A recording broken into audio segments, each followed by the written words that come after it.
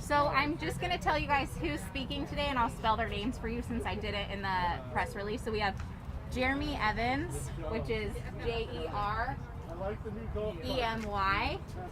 Evans, Evans, and he is our Chief Regional Operation Officer and also our COVID-19 Incident Commander. And then we have Dr. Robert Scoggins, Scoggins, and he is our Medical Director of our ICU. And then we have Major Ian McInnes from the Department of Defense, and McInnes is spelled McInnis. All right, and with that, Jeremy will kick things off for us. All right, well, good afternoon, and thank you for coming. Again, I'm Jeremy Evans, Chief Regional Operations Officer and Incident Commander for COVID-19. I believe you all know very well that Kootenai Health continues to see significant growth in our COVID positive patient volumes. Today, we hit another high mark of 115 patients in our hospital. 40 of those are in critical care and 20 of those are on ventilators. You also know the state yesterday activated crisis standards of care for northern Idaho, given the limited resources available to continue to care for our patients in our area. Our biggest limitation at Kootenai Health has been the number of staff we have to cover the additional surge in COVID patients and maintain urgent and emergent services for our entire community. Our staff have been amazing. They've been working super hard, extra shifts, overtime, and have just been doing fabulous work.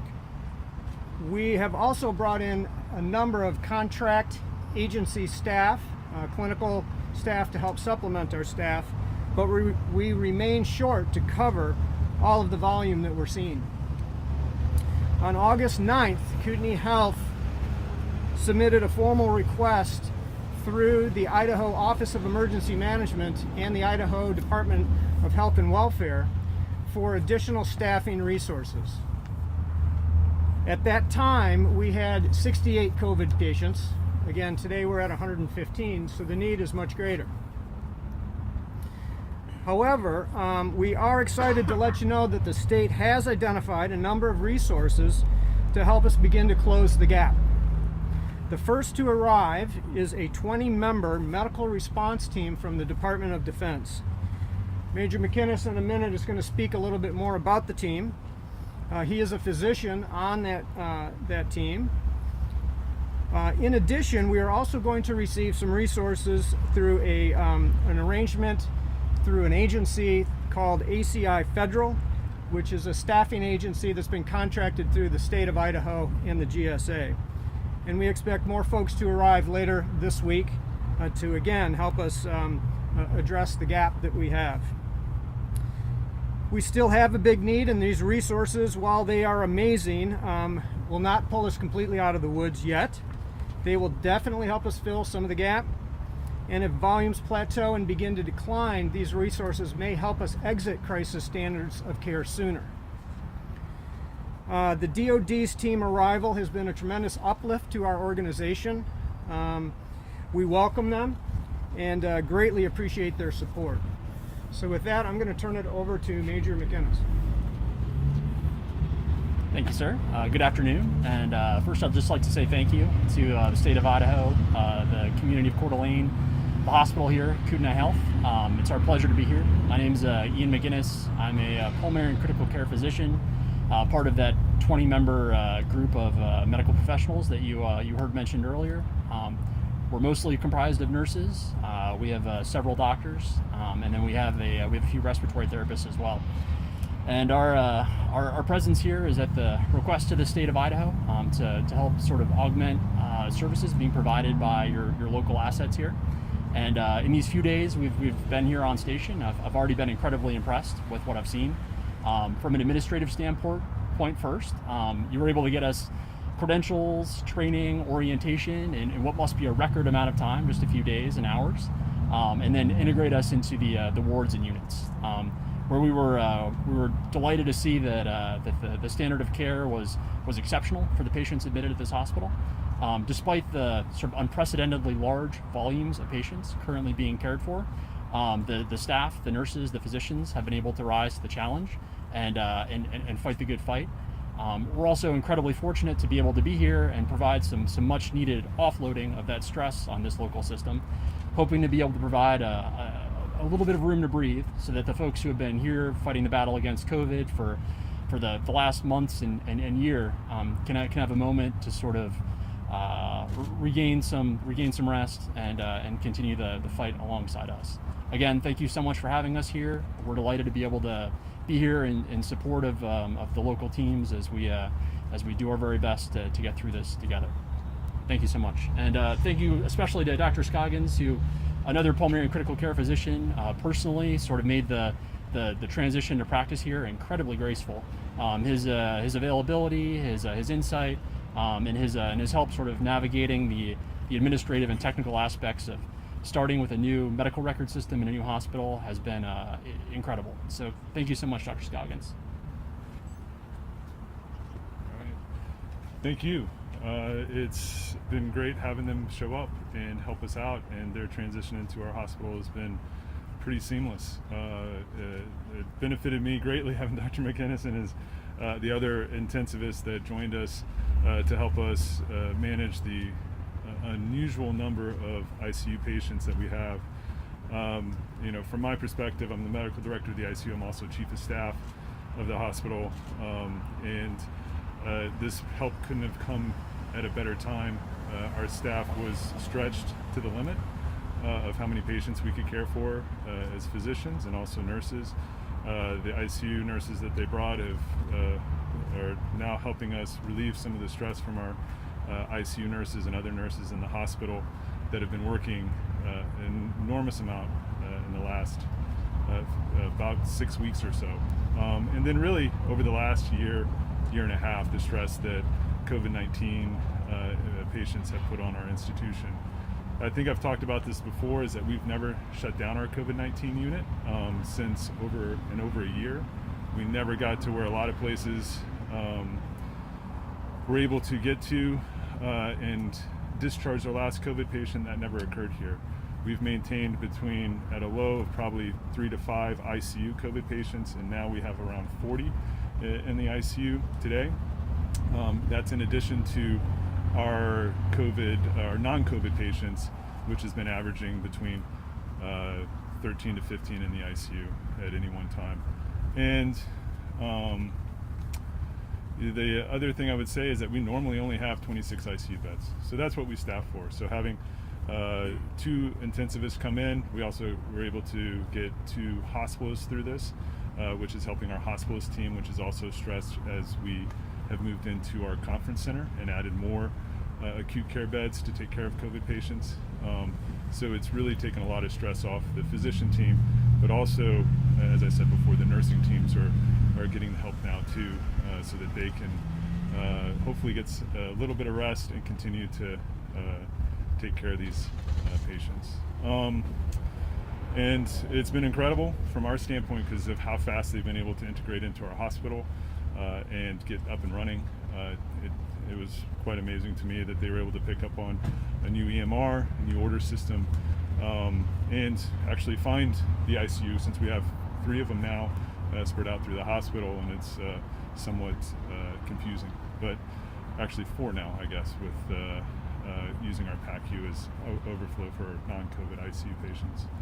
I think that our community is still we're at risk of getting more patients, and I think that's our concern as our schools open, and there's no mitigation in place in our school systems at this point, and I'm concerned about what's going to happen over the next few weeks. I'm hoping that nothing happens, and I would love to tomorrow see the numbers begin to decrease, but that's just not what we're seeing.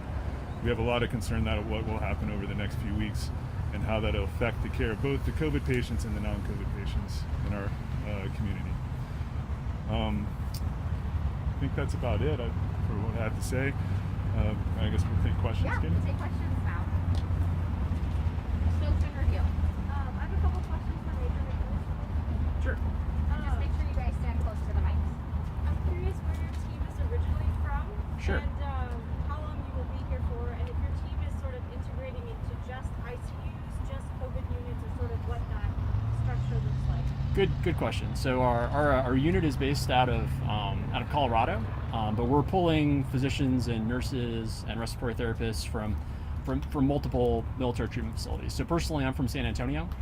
We've probably got 6 or 7 people from there. Got some folks from Washington State, Colorado, and we're all sort of coming together and then coming out here together. Length of mission, so at least 30 days. At least 30 days from today. That'll change as sort of mission evolves. Those decisions are certainly above my pay grade, so I can't speculate there. And I'm sorry, what was the last? Where your team? Oh yeah. Sorry. So we came with a mix of medical and surgical nurses, as well as some ICU nurses. So we're helping to staff those units from a nursing standpoint.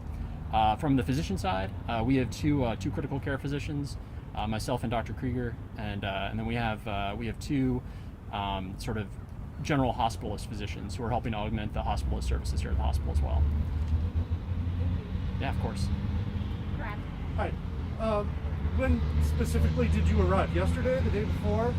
So Sunday, we arrived on Sunday, Sunday? and Right. yes, sir. And what are you going to, how does it break down, and what or specifically are you going to be assisting with?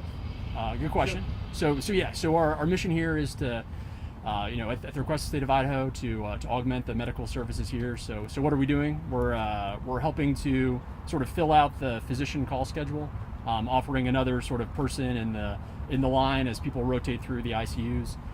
We're from the hospitalist standpoint, they're doing the same. They're sort of like rotating into the hospitalist group, sort of providing hospitalist care to admitted COVID patients. Forgive me, what is hospitalist? Great question. So hospitalist is a physician, usually family medicine or internal medicine trained, who takes care of patients who are sick enough to be in the hospital, but not so sick that they require ICU level care. So they're the ones who are not sick enough to send home, like too sick to send home, but not so sick that they require ICU level care. So that's what is the next step for the crisis care? That's a great question. One that I'm probably not best suited to answer. I would defer to my colleagues. Yeah, I'll try to answer that. I think, from crisis standards, what we're doing now is we're operating outside of our normal patient care areas in our health resource conference center. So we have patients that are not in normal hospital beds, and that's part of our crisis standards of care. I think that, we are also not doing the normal amount of surgeries that we do. We usually have multiple operating rooms open and busy all day. And right now, I think, correct me if I'm wrong, Jeremy, we have maybe 3 open operating rooms, which is a big reduction from our normal schedule. We're only doing emergent and probably some urgent surgeries that we're trying to get done as long as staffing and bed availability are there. We're not doing any elective procedures.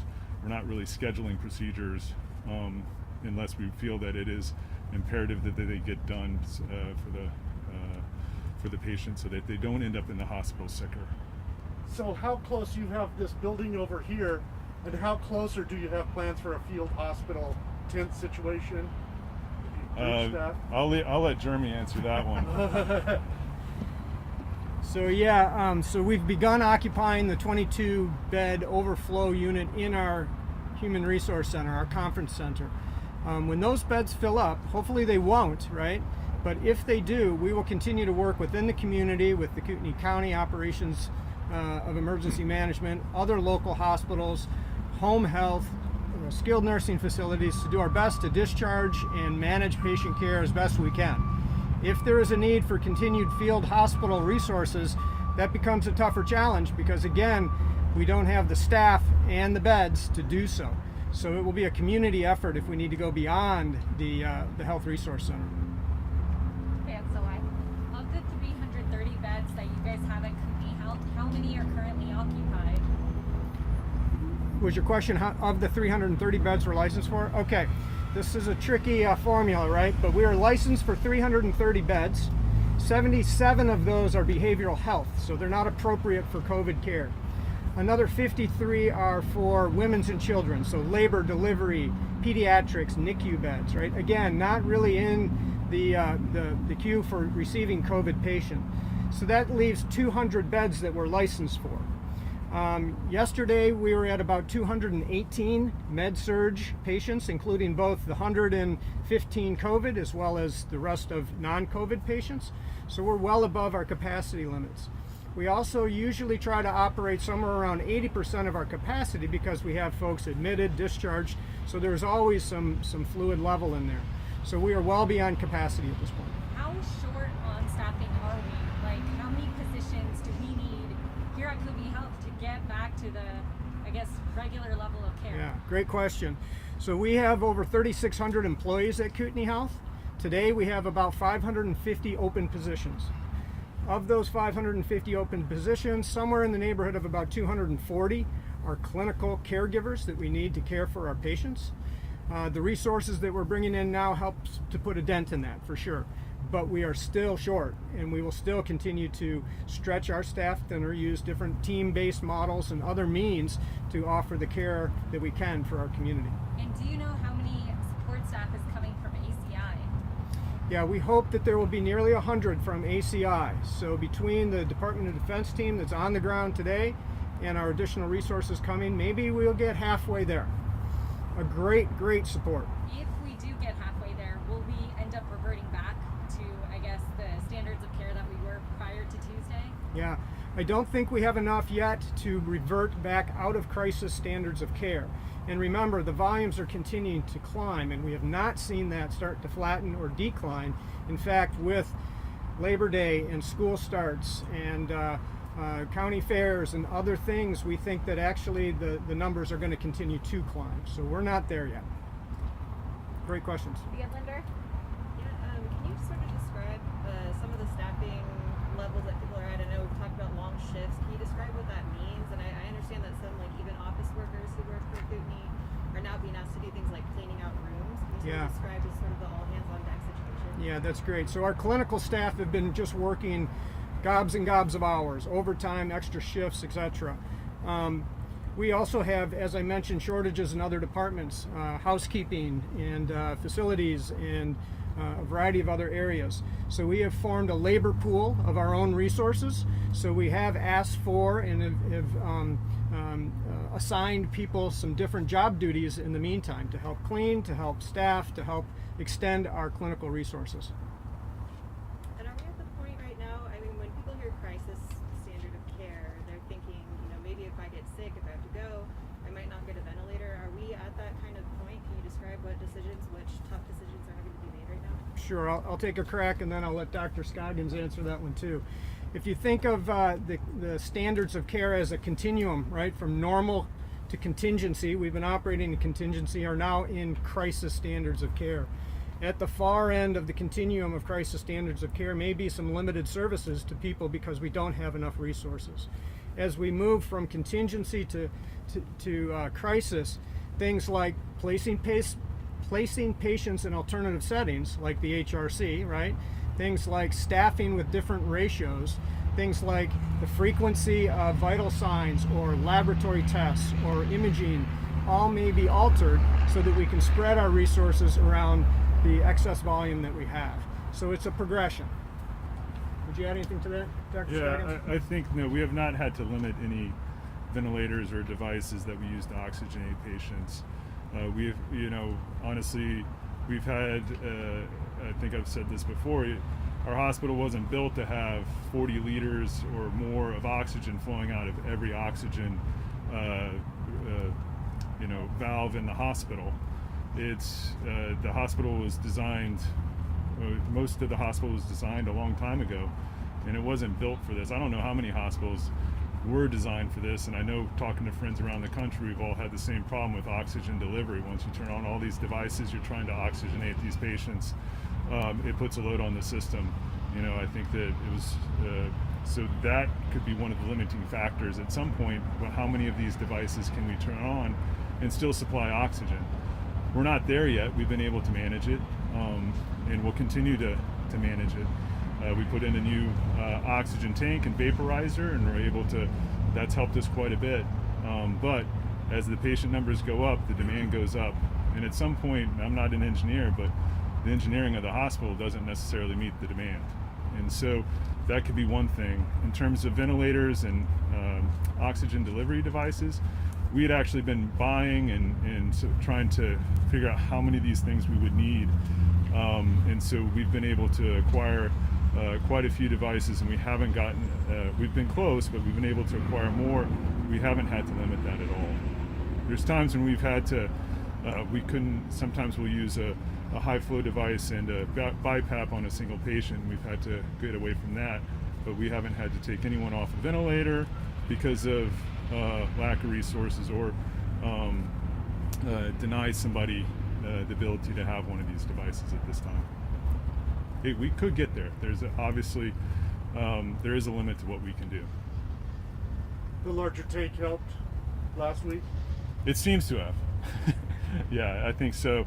I think it was actually a larger backup reserve tank. Our main tank was not replaced, if I'm right, Jeremy. And then also we got double the size of the vaporizer. There was so much oxygen going through the vaporizer. It comes in as liquid oxygen. It's got to become gas, and the vaporizer was freezing, and that's a problem. Yeah, the larger tank does help with reserve capacities. Our challenges have not necessarily been the volume or the replenishment of our tanks, but it's been the rate at which it's been administered through the hospital. And they all go through the same size pipes, and eventually, right, the pressure drops. And the pressures have to be maintained to run the equipment appropriately. That's where we're having some challenges. So you guys mentioned the great help that these men and women will be providing, as well as the extra resources that are coming by the end of the week. But is that enough? Our bodies aren't the only thing that we're lacking here, right? Yeah, the greatest limitation to date has been staff, right? We've been able to find additional beds, right? We've been able to stretch our oxygen a little bit further.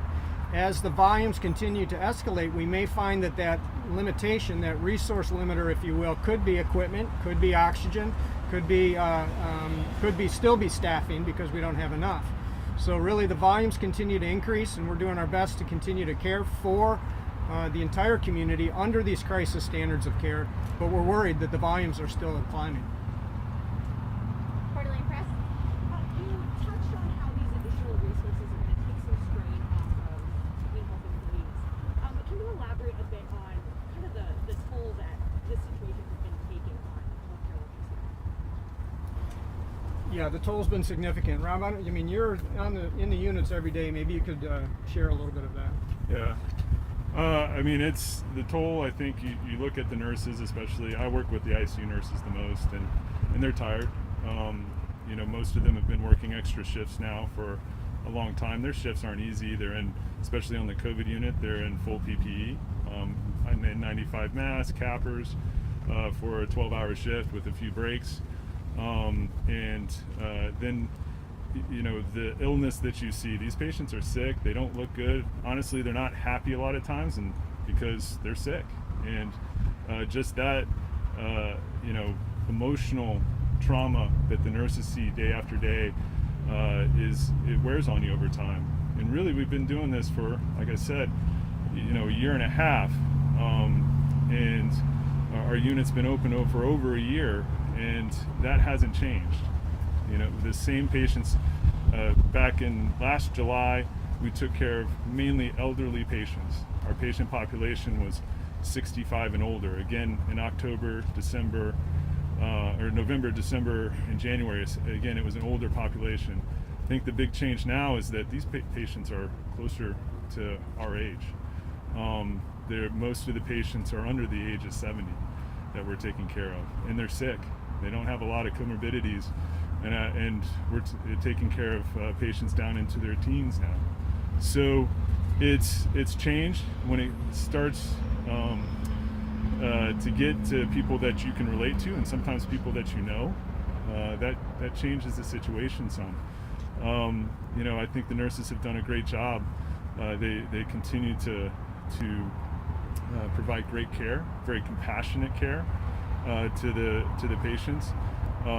Most of the patients that I talk to are very grateful for the care that they get, but you definitely see that there's a big strain. Getting the resources from the DoD has decreased that strain some, so they don't have to work as much. I know that we don't have to try to start calling nurses to see who can show up.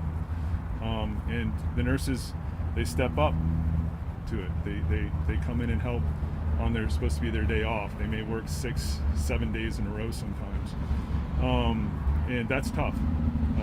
From a physician standpoint, we're also doing the same thing, working a lot of hours, taking care of very sick patients with a lot of stress. And so Dr. McGinnis here is helping me out quite a bit. That's why I'm not in scrubs today and not in the ICU. Otherwise, I probably would be.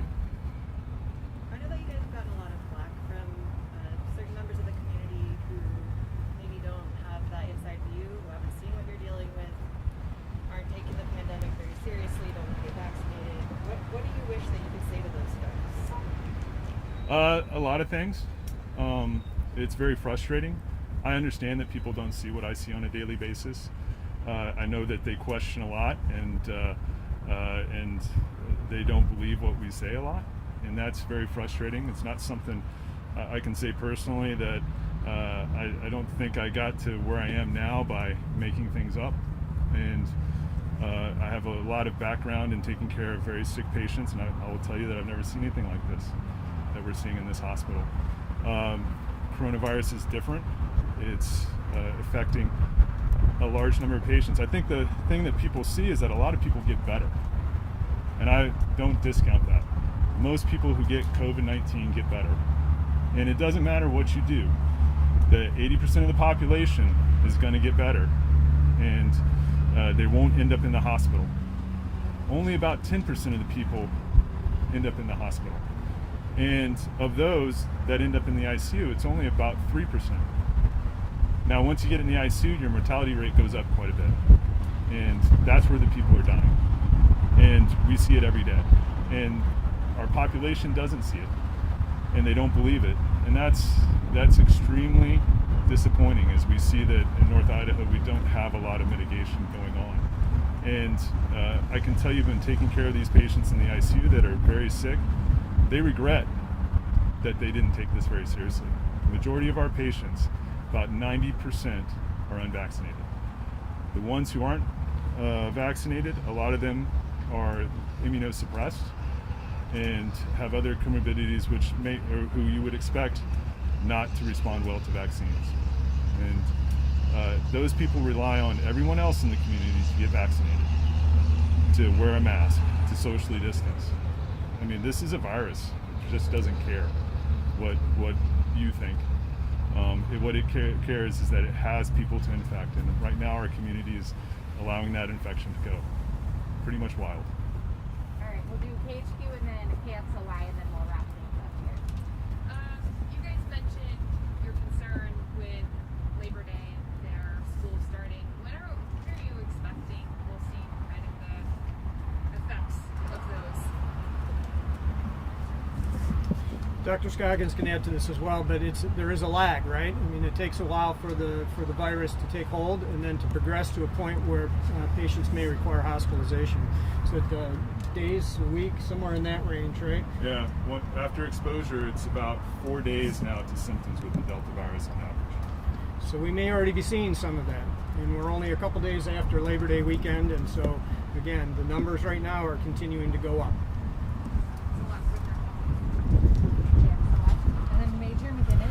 Anything about the situation at Kootenai Health that shocked or surprised you? No. I mean, this is the situation here is I think similar to the situation in everywhere else that I've seen. It's we're happy to be able to sort of redistribute resources a little bit to come here to sort of help offload and do what we can to help the people of Coeur d'Alene, the state of Idaho. But no, yeah. So this is. The virus is behaving like it has been everywhere else we've seen it. It's just the number of people it has to infect and sort of the opportunities it has to work its way through the community. All right, any final questions? All right, thanks everyone.